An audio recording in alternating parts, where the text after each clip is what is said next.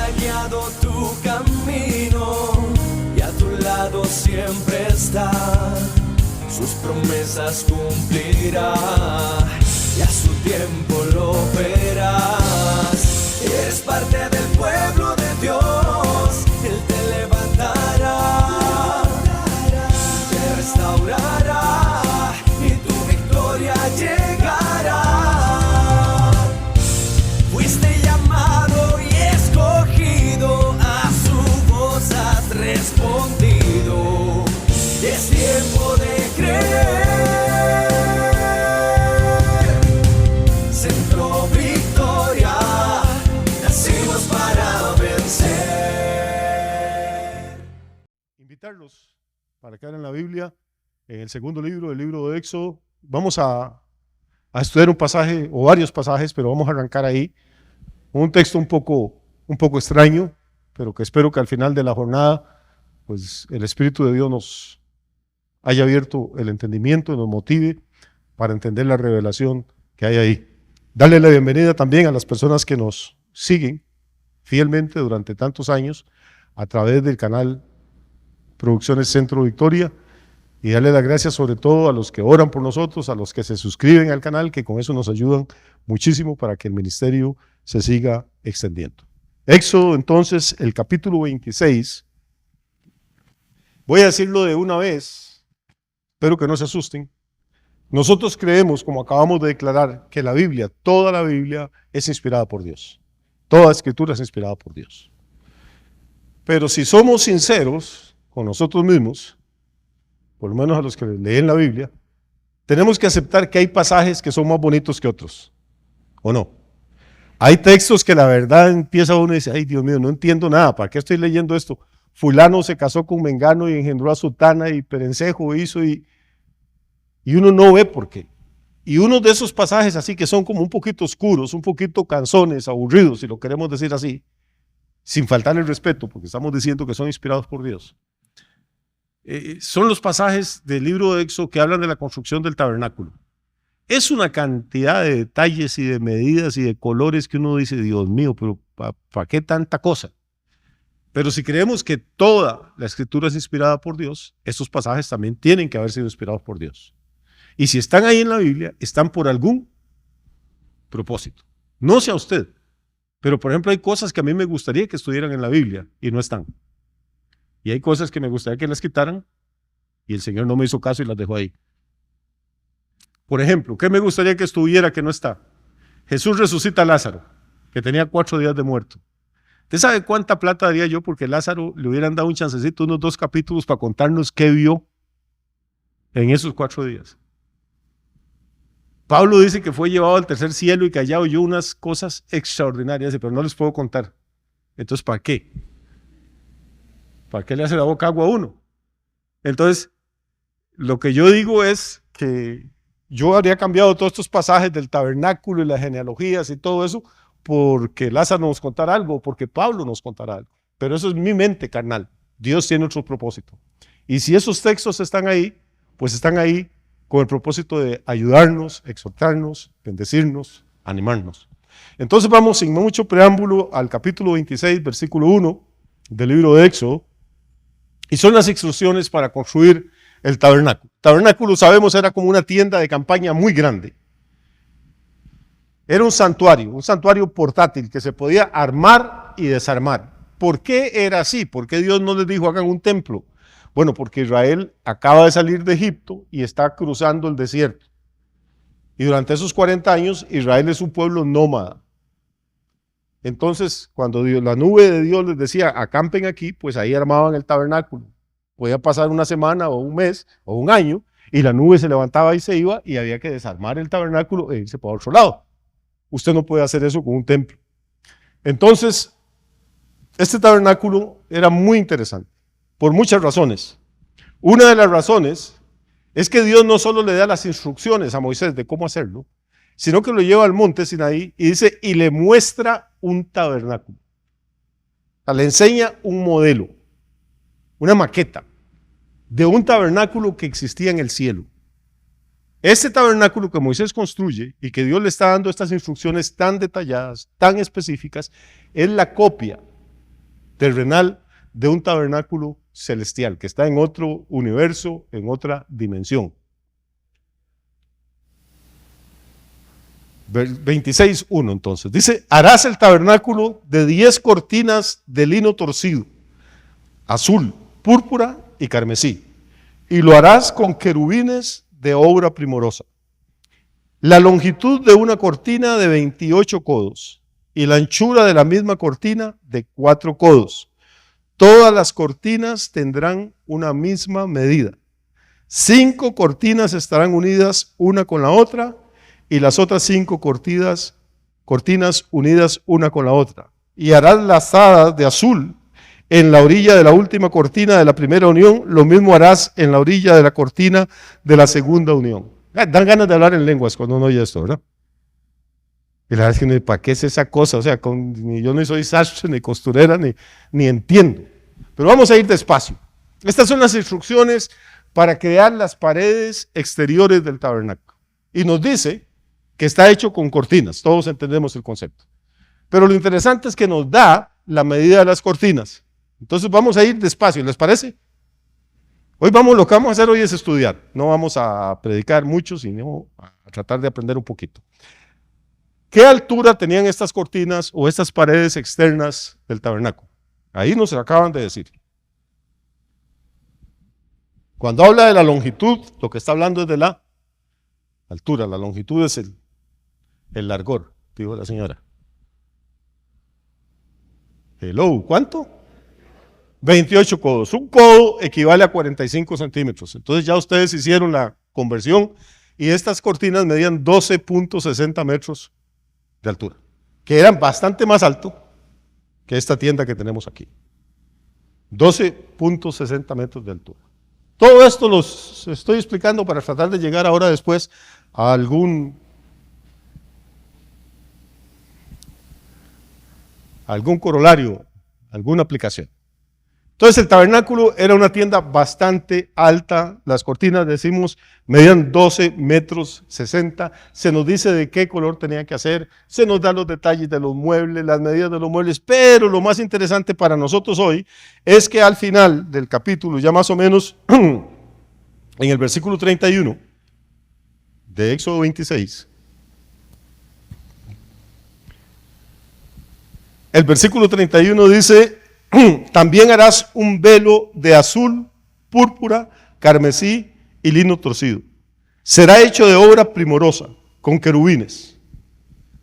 Y lo pondrás sobre 4 columnas de madera de acacia cubiertas de oro, sus capiteles de oro sobre basas de plata. Y pondrás el velo debajo de los corchetes y meterás allí, del velo adentro, el arca del testimonio.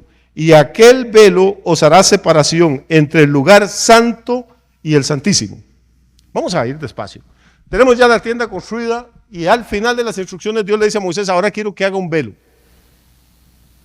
que separe el lugar santo, el tabernáculo está dividido en 2 partes, que separe el lugar santo, donde podían entrar todos los sacerdotes, del lugar santísimo, donde ustedes saben que solo podía entrar una persona, el sumo sacerdote, y solo podía hacerlo una vez al año. Al lugar santo entraban cualquier sacerdote cualquier día, pero al lugar santísimo solo el sumo sacerdote y solo el día de la expiación, un día al año. El lugar santo entonces está dividido del lugar santísimo por medio de ¿qué cosa? De un velo. Ese es exactamente el propósito de ese velo. Quiero que lean conmigo por favor el versículo 33. Porque si no, no vamos a entender mucho de lo que sigue. Versículo 33 dice, y pondrás el velo debajo de los corchetes y meterás allí del velo adentro el arca del testimonio, o sea, el arca del pacto. Y aquel velo os hará ¿qué? Y mantenga en la mente esta palabra. El velo sirve para hacer ¿qué cosa? Separación. El velo es la separación entre el lugar santo y el lugar santísimo. No era de adorno. No estaba ahí para que los vecinos no se fijaran, porque no había vecinos que pudieran ver ahí adentro, que es para lo que ponemos cortinas en las casas, sino que estaba para marcar la frontera, para marcar una línea que nadie podía cruzar so pena de muerte. excepto, como ya dijimos, el sumo sacerdote. Y tampoco el sumo sacerdote podía levantarse cualquier día y decir, qué gana de dar una vuelta en el lugar santísimo, voy a ir a entrar. No, no podía. No era cuando él quería, era una vez al año y no podía entrar con las manos vacías, tenía que llevar la sangre de un animal recién sacrificado, un animal que hubiera sido perfecto. ¿Entendemos esto? ¿Sí? ¿Para qué servía el velo entonces? Para hacer la separación entre el lugar santo y el lugar santísimo. ¿Qué había detrás del velo? El arca del testimonio o el arca del pacto, que era como una cofre grande, hecho de madera de acacia, recubierta con oro. Y había algo más. Versículo 34 dice, pondrás el propiciatorio sobre el arca del testimonio en el lugar santísimo. El propiciatorio era como la tapa de este baúl. Era también de oro puro, hecho de una sola pieza. Y ahí, sobre la tapa del propiciatorio, era donde el sumo sacerdote entraba el día del Yom Kippur, el día de la expiación, y derramaba la sangre de la víctima que habían sacrificado para que Dios perdonara los pecados del pueblo de Israel, para que les diera buenas cosechas el año que seguía, para que les diera victoria en las batallas contra sus enemigos. Ese era el trabajo que hacía entonces el sumo sacerdote. ¿Estamos de acuerdo hasta ahí? Pasan los años, Israel llega a Canaán, pasa un tiempo de peleas, de batallas y de conquistas. Durante ese tiempo el tabernáculo que habían traído durante 40 años en el desierto está puesto en una aldea, en un pueblo, una ciudad que se llama Silo. Pero la estructura del tabernáculo sigue ahí, solo el sumo sacerdote puede entrar. Más o menos, unos 300 años después de esto, David se convierte en el segundo rey de Israel. Y David decide que ya el pueblo de Israel no es un pueblo nómada, que ya no andan de un lado para el otro, que tienen su propio territorio. Entonces, que ahora que el país está bien, que Dios les ha dado victoria, que han ensanchado su territorio, que hay recursos económicos, es tiempo de hacerle a Dios un templo hermoso. Y de su tesoro particular pone quintales de oro y contrata un ejército de gente para que le ayude en la construcción. Y ya va a empezar cuando un profeta, que se llama Natán, se acerca y le dice, oiga, tengo una palabra de Dios para usted. Y es un poco peligroso darle palabras de Dios a los reyes, sobre todo cuando es para llevarle la contraria. Y el profeta le dice Dios que no permite que usted le haga el templo, porque usted ha sido un tipo que ha derramado demasiada sangre delante de él. Y David, hermano, a pesar de que no era un hombre como de carácter muy dulce, no hace ningún berrinche, acata dócilmente la palabra que Dios le está dando. Dice, bueno, si yo no puedo, entonces le voy a encargar a mi hijo, a Salomón, que lo construya a él. Y David le entrega a Salomón los planos del templo, que también tiene su lugar santo, su lugar santísimo, su velo que separa los dos. Ya vamos entendiendo un poquito. ¿Qué altura tenía el tabernáculo? Eran más de 12 metros 60 más o menos. Quiere decir que ese velo que viene desde arriba hasta el suelo es un velo que tenía que medir 12 metros 60 de altura. Ahora después vamos a ver por qué todo esto es tan detallado y por qué es así. Siguen pasando los años y llegamos al Nuevo Testamento. Ya los babilonios habían destruido el templo de Salomón, vuelven a levantar otro templo. Y este otro nuevo templo que está en Jerusalén también tiene lugar santo, tiene lugar santísimo. La estructura es la misma porque no pueden cambiarla. Recuerde que Dios le mostró a Moisés un modelo en el monte y lo que construyeran tenía que ajustarse al modelo que Dios les había mostrado. Cuando un arquitecto dibuja un plano, puede que haga el plano, pero puede también que haga una cosa que se llama la maqueta. Una maqueta es como la casita o el edificio pequeñito como de juguete que muestra exactamente cómo va a ser el edificio grande. Dios le mostró a Moisés una maqueta y no pueden alterar eso. Entonces en el templo de Jerusalén, en la época de Jesús, hay un lugar santísimo, hay un lugar santo también. Y están separados, porque esa es la función del velo, hacer separación, están separados por un velo. Pastor, ¿y qué tiene que ver todo eso conmigo? Para eso, o sea, me levanté temprano el domingo. Vamos a ver qué tiene que ver con usted. Vamos a ir despacio por toda la Biblia hoy. Libro de Isaías, capítulo 59.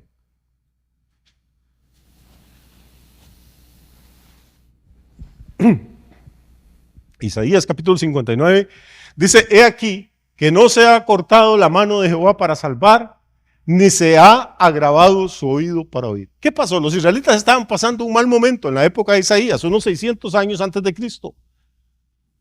Estaban rodeados de enemigos, las finanzas no iban bien, oraban y parecía que Dios no estaba escuchando sus oraciones. Y entonces empiezan como a decir: ¿qué le pasa a Dios? ¿Por qué nos dio la espalda? ¿Será que se está poniendo viejito? ¿Será que ha perdido autoridad y poder? ¿Se habrá acortado su mano? ¿Eso es lo que quiere decir? ¿O será que como está ya mayor no escucha muy bien cuando oramos? ¿Qué le está pasando a Dios? Y entonces el Señor, que escucha esos comentarios, mueve al profeta Isaías a que les conteste. Y el versículo 1 y 2 son la respuesta de Dios a esa queja de Israel. El versículo 1 dice: he aquí, vuelvo al 1, he aquí que no se ha acortado la mano de Jehová para salvar, ni se ha agravado su oído para oír. O sea, el problema no está en Dios. No envejece, no duerme, no se cansa. El problema no es Dios. Ahora vamos a ver dónde está el problema. Versículo 2. Pero vuestras iniquidades han hecho división entre vosotros y vuestro Dios, y vuestros pecados han hecho ocultar de vosotros su rostro para oír. ¿Dónde estaba el problema entonces? Nunca está en Dios. Es algo que no estamos haciendo nosotros correctamente. Pero note cómo empieza el versículo 2. Dice: pero vuestros pecados han hecho ¿qué? Perdón, ¿han hecho qué? División entre vosotros y vuestro Dios. ¿Qué es lo que hacía el velo entre el lugar santo y el lugar santísimo? Dice: el velo hará la separación. O sea, el velo que había en el tabernáculo era un tipo profético, en primer lugar, del pecado de la gente, del pecado del pueblo de Israel. Podía ser el pueblo santo, podía ser el pueblo de Israel, pero no tenían derecho a entrar al lugar santísimo porque el pecado que ellos cometían había hecho división entre Dios y ellos. Eso es lo que hace el pecado. Es un cortocircuito en la relación de Dios con los seres humanos. ¿Sí me estoy explicando? Entonces, ese velo lindísimo que había ahí, dice Josefo, un historiador judío de la época de Jesús, dice Josefo que en la época del templo de Jerusalén, el velo medía 10 centímetros de grueso, las telas. 10 centímetros son 4 pulgadas. O sea, que no crea que era el velo que se ponían las mujeres para ir a misa, no crea que era la cortina de su casa, era una cosa extraordinariamente difícil de coser, de armar, de romper. Bueno, pues este velo tan pesado, tan grueso, era una lección objetiva de Dios para los israelitas. Mientras el velo está ahí puesto, nadie puede tener acceso, nadie puede ver lo que hay detrás del velo. Pondrán el arca del testimonio detrás del velo, pondrán el propiciatorio detrás del velo. Y el que se atreva a entrar ahí sin ser sumo sacerdote o siendo sumo sacerdote y entrando sin la reverencia y el respeto debido, puede morir o va a morir de seguro. Todo el Antiguo Testamento es así, hermano. Es un Dios tan santo que no permite que nadie se acerque a él. Daniel tuvo un atisbo de la gloria de Dios y que dice que quedó como muerto durante 3 semanas. Moisés dijo: yo quiero ver tu cara, y Dios le dijo: ningún hombre me va a ver y va a seguir vivo, se muere. Dios se manifiesta en el monte Sinaí, hermano, para darle la ley a Moisés, para darle las instrucciones del tabernáculo. ¿Y sabe qué le dice antes? Dígale al pueblo que no se acerque. Y aun si un animal o una bestia se acercan al monte, que lo maten a flechazos. O sea, la santidad de Dios en todo el Antiguo Testamento, el mensaje de Dios es: no se me acerquen, porque si se me acercan, se mueren. Hay una barrera invisible ahí entre ustedes y yo, y esa barrera es la rebelión y el pecado de ustedes, que está representada gráficamente en el tabernáculo y en el templo por el velo que separa el lugar santo del lugar santísimo. Entonces ya vamos viendo que esos pasajes que de pronto nos parecen como aburridillos, no son para nada aburridos.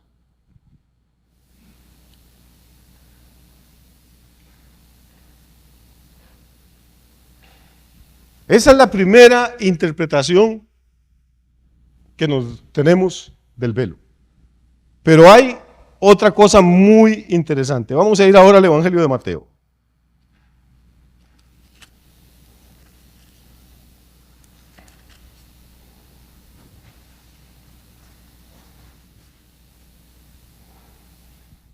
capítulo 27,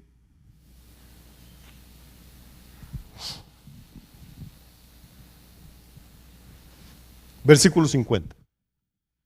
Me avisan cuando lo encuentran, por favor, y si no lo encuentran, aquí al frente lo tienen. Mateo 27, versículo 50. Aquí tenemos al Señor Jesús en la cruz. Son los últimos segundos que va a estar ahí agonizando antes de entregar el Espíritu al Padre. Y el versículo 50 dice: mas Jesús, habiendo otra vez clamado a gran voz, ¿qué hizo? Entregó el Espíritu. Es interesante, no dice que Jesús murió, dice que entregó. Él voluntariamente dijo: nadie me puede quitar la vida, yo tengo poder para darla y tengo poder para volverla a tomar. Cuando llegó el momento, Él entregó al Padre su Espíritu. Le dijo: Padre, en tus manos encomiendo mi Espíritu. Pero en el momento que Jesús expira, el momento que Jesús entrega su Espíritu, ocurre algo extraordinario. Jesús está siendo crucificado en la colina del Calvario, del Gólgota, en las afueras de las murallas de Jerusalén. En el centro de Jerusalén, allá en el monte, está el templo y ahí están los sacerdotes celebrando el ritual que se celebraba a las 3 de la tarde, que es justamente la hora que muere Jesús. Están en el culto vespertino, culto de las 3 de la tarde. Y mientras los sacerdotes están atareados en el lugar santo, ofreciendo el incienso y ofreciendo sus oraciones y sus sacrificios, Jesús está muriendo afuera de la ciudad, afuera de las murallas. Pero en el momento que Él exhala el Espíritu, dice el versículo 51, he aquí el velo del templo se rasgó en dos. Y no solo dice se rasgó en dos, dice se rasgó de arriba abajo. ¿Por qué, hermano, ocurre esto? Porque todo el capítulo 26 de Éxodo y todas aquellas instrucciones aburridas que se escribieron miles de años antes de Jesús, lo que nos estaban llevando era este punto. Aquí hay una segunda revelación de qué es el velo. En primer lugar, el velo, entonces, era un símbolo ¿de qué? Del pecado, de la separación, de lo que nos distanciaba a nosotros de Dios. Pero en el momento que Jesús muere, el velo del templo, dice, se rasgó en dos. Y lo más interesante es que después del dos hay una coma y dice, de arriba a abajo. Si la altura del velo, del tabernáculo, del templo era de 12 metros 60, piensa un momento cuál ser humano podía alcanzar a 12 metros 60 y romper un velo que según Josefo tenía 10 centímetros de grosor. Se lo voy a poner de esta mano, no pensemos en algo de 10 centímetros, pensemos en el manteado de un carro, en la lona, el encerado, como le dicen en otros países. Tome usted el manteado de un camión y rómpalo en dos. Y eso lo que mide son unos cuantos centímetros, no 10. Tome ahora 10 manteados, póngalos uno encima del otro y rompa los 10, Tarzán. O sea, ¿por qué nos dice que se rompió de arriba abajo? Para decirnos que ningún poder humano, ningún hombre tenía ni la estatura, ni la fuerza, ni la posibilidad, y jamás nadie, ningún judío, se hubiera atrevido a tocar ese velo sin ser el sumo sacerdote. El velo se rompe en dos de arriba abajo porque en el momento en que Jesús muere, el Padre acepta ese sacrificio perfecto. Y la barrera del pecado que separaba al ser humano de la presencia de Dios queda rota y se abre un camino que antes no estaba abierto excepto para el sumo sacerdote. ¿No le parece extraordinario? Pero hay más, hermano. Es que el velo que era símbolo del pecado, lo que significa en este momento es que Jesús, voy a ir despacio. ¿Qué hace el Señor la noche anterior de que lo crucifiquen? Toma la cena con sus discípulos. Toma el pan, lo parte y le da y le dice, tomad y comed. Este es mi cuerpo que por vosotros es partido. Hermano, el cuerpo de Jesús fue clavado, no fue partido.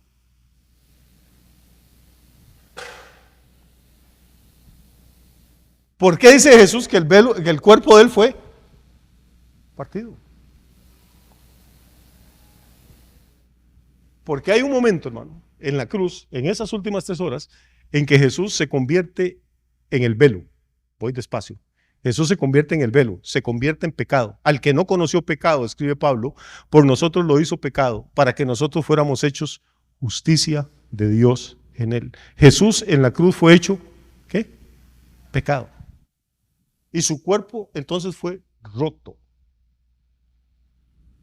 Entonces el velo, que era símbolo del pecado del Antiguo Testamento, tiene que romperse, porque con la muerte de Jesús, el Padre está dispuesto a perdonar los pecados de todo el que se acerque a Él confiando en ese sacrificio. Note, todo el mensaje del Antiguo Testamento es aléjense, porque si se acercan, se mueren. El mensaje del Nuevo Testamento es ahora acerquémonos confiadamente al trono de la gracia.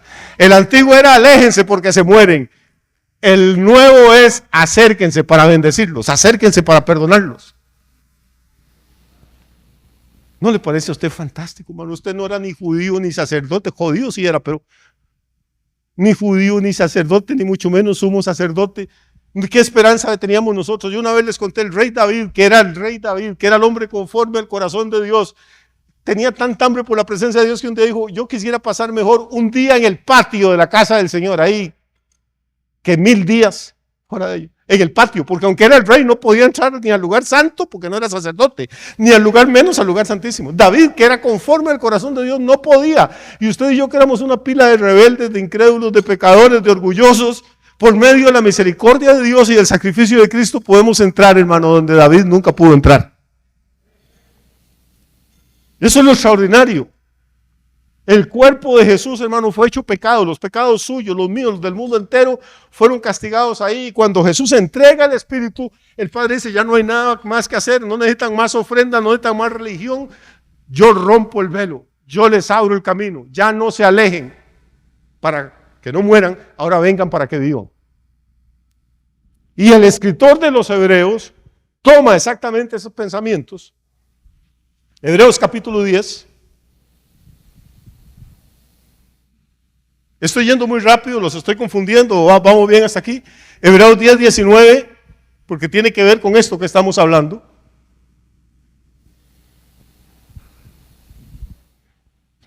Ahora oiga la conclusión que saca.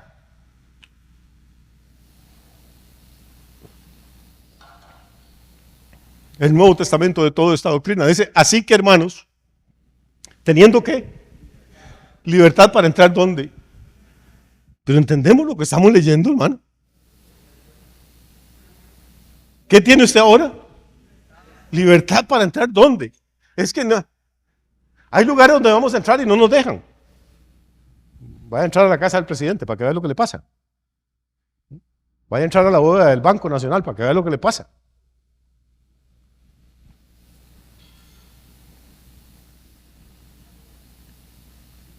Pero ¿qué me importa si el presidente no me deja visitarlo? ¿Y qué me importa si el banco no me deja visitar la bóveda? Si el Rey de Reyes y Señor de Señores dice, vengan porque tienen libertad ahora para entrar a mi casa, al lugar santísimo, a mi presencia, donde nadie podía ir antes. Así que hermanos, teniendo libertad para entrar en el lugar santísimo, por lo bueno que somos, por la religión que le enseñó su papá, no. Tenemos libertad por medio de la sangre de Jesucristo. Verso 20. Ahora note esto. Por el camino nuevo y vivo. Vamos despacio. ¿Cómo entramos al lugar santísimo? Entramos libremente, pero por un camino nuevo. ¿Qué quiere decir nuevo? Entendemos que es un camino nuevo. Antes no había carretera aquí en la costanera, ahora tenemos un camino nuevo en la costanera. Duraron 37 años haciendo, pero tenemos camino nuevo. Pero la otra cosa extraña, yo entiendo el concepto de un camino nuevo, pero dice un camino vivo. ¿Quién ha visto un camino vivo? Hay caminos de tierra, hay de piedra, hay de lastre, hay asfaltados, hay de concreto. Pero un camino vivo. Para entrar al lugar santísimo tenemos acceso porque hay un camino nuevo, o sea que no existía antes de la eternidad. Pero también es un camino vivo, que Él nos abrió. ¿Quién nos lo abrió? O sea, este camino no existía. Cristo nos abrió ese camino vivo a través del velo. Y explica, a través del velo, esto es de su carne. O sea que el velo que se rompió en el templo, el momento que Jesús expira, era entonces un tipo profético de la carne de Jesús que había sido hecho pecado en la cruz del Calvario. Ahora entendemos lo que quiso Jesús decir en Juan 14 cuando dijo, yo soy el camino y la verdad y la vida. Nadie viene al Padre si no es por mí. Por eso es un camino vivo, porque es el mismo Jesús. Sí, murió para que se rompiera el velo, pero al tercer día resucitó y el camino sigue vivo para todos los que quieran acercarse a Él. ¿No le parece maravilloso? Tenemos libertad para acercarnos a través de un camino nuevo y vivo que Él nos abrió. No ningún profeta, no ninguna religión, no ningún rabino, ningún pastor, ningún cura, ningún imán musulmán pudo hacerlo. Él nos abrió el camino. Nadie más. Ninguna virgen nos abrió el camino. Ningún santo nos abrió el camino. Ninguna imagen. Solo un Cristo vivo. Este es un camino nuevo y vivo que Él nos abrió a través del velo. Por eso le digo a sus discípulos, este es mi cuerpo que por ustedes es partido. A veces tomamos la cena del Señor y ni siquiera meditamos en lo que estamos haciendo. ¿Qué precio tan terrible tuvo que pagar Jesús para que usted y yo pudiéramos venir un domingo y acercarnos a la mesa y comer un pedazo de pan y tomar una copita de vino? Y a veces lo hacemos sin meditar, sin entender, hermano, lo que de verdad está ocurriendo ahí. Quiero leerles un pasaje nada más, en Isaías 42, verso 16, porque esto que está hablando Hebreos aquí es el cumplimiento de una profecía.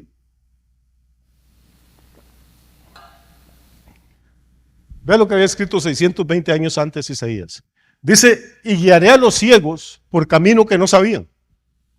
Guiaré a los ciegos por camino que no sabían. Les haré andar por sendas que no habían conocido. O sea, un camino nuevo. Le guiaré a los ciegos por camino que no sabían. Les haré andar por sendas que no habían conocido. Delante de ellos cambiaré las tinieblas en luz y los escabrosos en llanura. Estas cosas les haré y no los desampararé. ¿Quiénes eran esos ciegos, hermano? Éramos usted y yo. Ciegos a la presencia de Dios, muertos en delitos y pecados, hasta que la proclamación del Evangelio hizo nacer en nosotros la luz del Evangelio de Cristo. ¿Qué hacemos cuando predicamos el Evangelio, hermano? Les estamos enseñando el camino a los ciegos. Y hacemos que delante de ellos las tinieblas sean cambiadas en luz. ¿Qué hizo la persona que me predicó el Evangelio a mí? Pues yo estaba ciego, hermano, y muerto. Pero Dios nos abrió los ojos y nos hizo ver que sí había un camino, que sí había una posibilidad de cambiar de vida, que sí había una posibilidad de pasar de la esclavitud del pecado a la libertad gloriosa de los hijos de Dios. Hay un camino nuevo y vivo, pero no es un cambio de religión. Ese camino tiene nombre, se llama Jesús.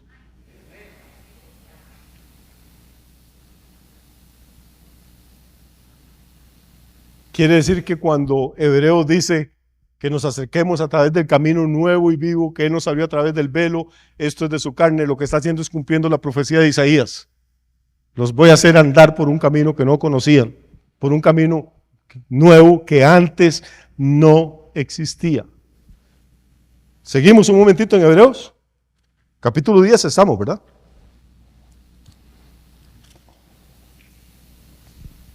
Estamos en Hebreos 10, 19. Así que, hermanos, teniendo libertad para entrar en el lugar santísimo por la sangre de Jesucristo, verso 20.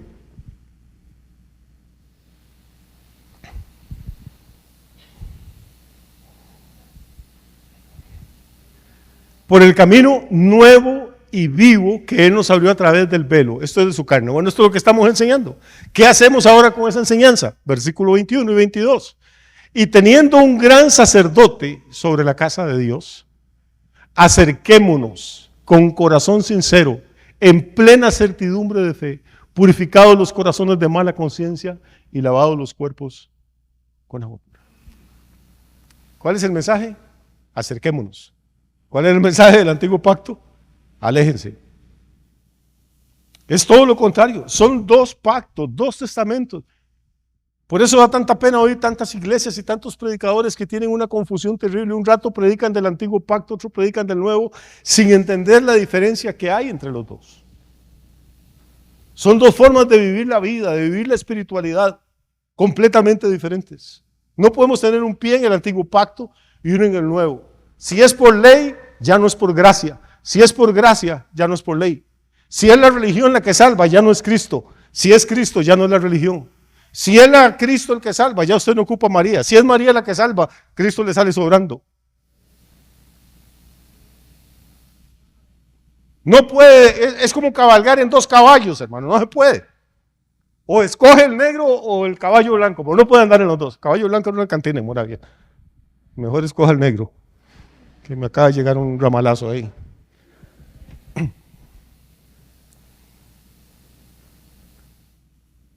No puede cabalgar en 2 caballos. No puede caminar en 2 sistemas. No puede agradar a Dios de 2 maneras. No puede creer un día que es salvo por la sangre del Cordero y al otro día creer que es salvo por lo mucho que usted ora o lo montón de diezmos que da o porque viene todos los domingos. Hay un momento en la vida en que tenemos que hacer una decisión y tener la plena certidumbre de fe de que ninguna de mis actividades me puede ganar el favor de Dios, que lo único que me acerca al trono de la gracia es el camino nuevo y vivo que Cristo me abrió a través del velo, es decir, de su propia carne. Cuando usted y yo muramos no vamos a llegar allá arriba diciendo, bueno, es que yo fui miembro 29 años de la iglesia, es que yo desde que me convertí ayunaba todos los miércoles, es que yo pagaba mis diezmos, es que yo evangelizaba. No, hermano. No puede llegar diciendo, es que yo fui pastor y aquellos me calentaron la cabeza 45 años. No, nada de eso vale. Lo único que vale es que hayamos puesto mientras estábamos aquí nuestra confianza en el sacrificio perfecto de Cristo. Recuerde que cuando los israelitas llegaban al tabernáculo o al templo a llevar su ofrenda por el pecado, a llevar su corderito, su ovejita, había sacerdotes especializados que revisaban al cordero, revisaban la oveja. Había, no me acuerdo ahorita si eran 29 o 39 puntos que le revisaban. Las pezuñas, la boquita, las orejas, si le faltaba algo, rechazaban al pobre individuo. Lo interesante es que los sacerdotes revisaban la oveja, revisaban la ofrenda, pero nunca revisaban al que la llevaba. Desde que yo llegaba con la oveja ya se sabía que era un sinvergüenza, que algo malo había hecho. Nadie anda regalando ovejas por puro gusto. Entonces, como yo llegaba con la oveja, el sacerdote me decía, alce la pata, llámela a ver qué fue lo que hizo. No, ya se sabía que algo malo había hecho, revisaba la ofrenda. Cuando usted llegue al cielo no lo van a revisar a usted, porque si no lo devuelven, van a revisar la ofrenda. Y lo que tiene que decir el Señor, yo vengo aquí no confiando ni en la religión de mi papá, ni en lo que yo hice mientras estuve en la tierra, ni en los diarios que le regalé a las viudas, vengo confiando única y exclusivamente en la sangre rociada que habla mejor que la sangre de Abel. Vengo a ti a través del camino nuevo y vivo que tu Hijo perfecto Jesús me abrió a través del velo, es decir, de su carne. Pastor, así de fácil. Bueno, usted cree que es fácil, a Jesús le costó terriblemente. Y créame que tampoco es fácil. La Biblia le llama a la fe una batalla. Dice, peleen la buena batalla de la fe. El diablo, una vez que usted se convierta a Cristo, va a tratar de darle con todo, va a tratar de apartarlo, va a tratar de sacarlo de este camino nuevo y vivo. Y usted tiene que agarrarse firme, saber a quién ha creído, revestirse con la coraza de justicia, protegerse con el escudo de la fe para que pueda apartar los dardos de fuego del maligno. Por eso esta palabra hay que predicarla de una y otra vez, hay que empaparse de ella, hay que llenarse de esto, hermano. Porque esto es nuestra coraza contra toda fuerza del enemigo. Hebreos 9:11, vamos a echar un capítulo atrás y ya vamos a ir terminando.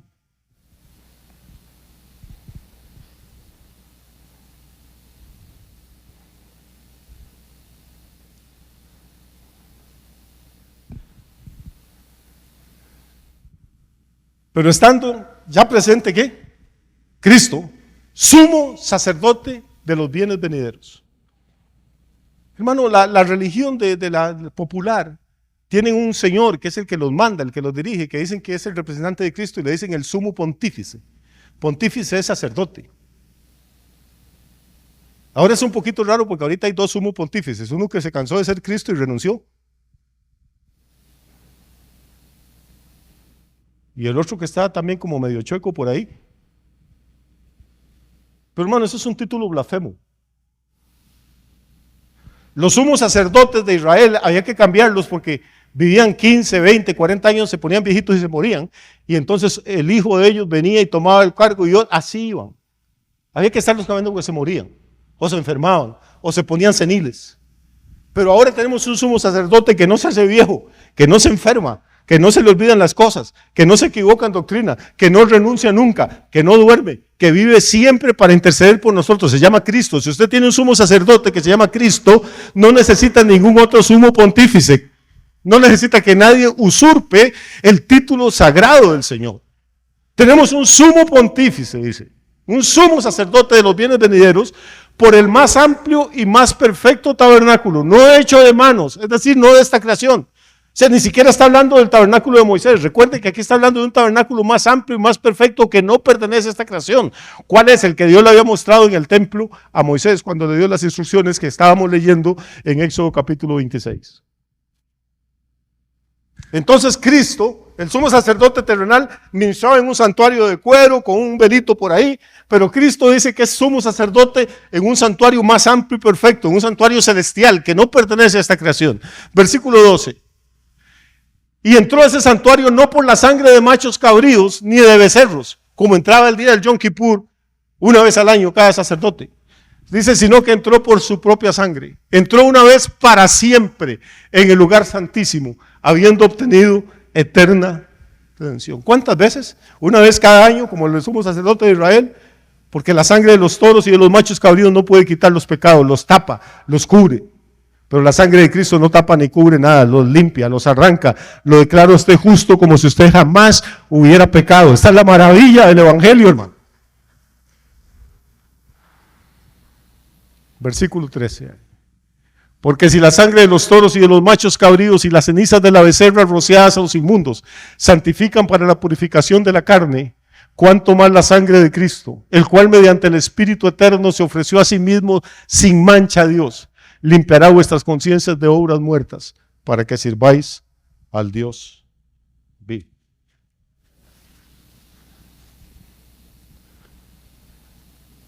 Termino. En eso, Éxodo 26, dice que este velo estaba sostenido por 4 postes altísimos, de madera de acacia, cubiertos de oro. Estamos hablando que no era cualquier poste, en ese poste es de 12 metros de altura. No es muy fácil conseguirlos. Ahora necesito que use el cerebro un momentito. Disculpen por ponerles el trabajo, pero respire profundo, olvídese por un momento de todo lo que le he dicho y piense. Si yo tengo 4 postes, esto es un problema de matemática de primaria. Si tengo 4 postes verticales, ¿cuántos espacios me quedan entre los 4 postes?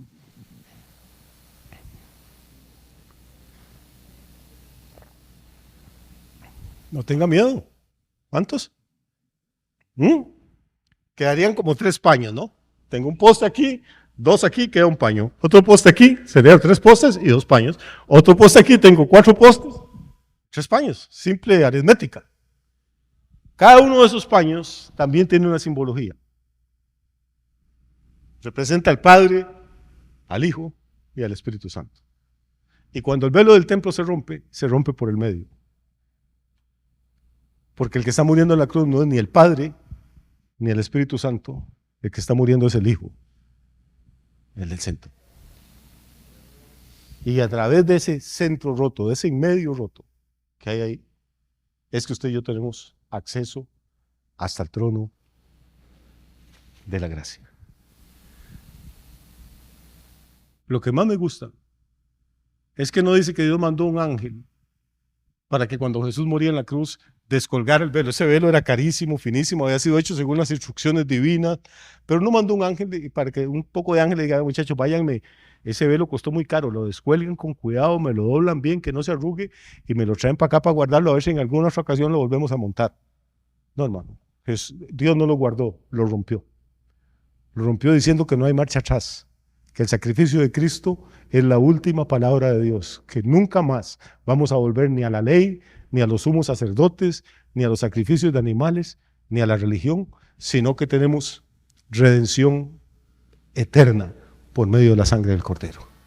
El velo más lindo que ha existido en este planeta, la cortina más hermosa que ha existido, fue rota para que usted y yo tuviéramos acceso al Padre.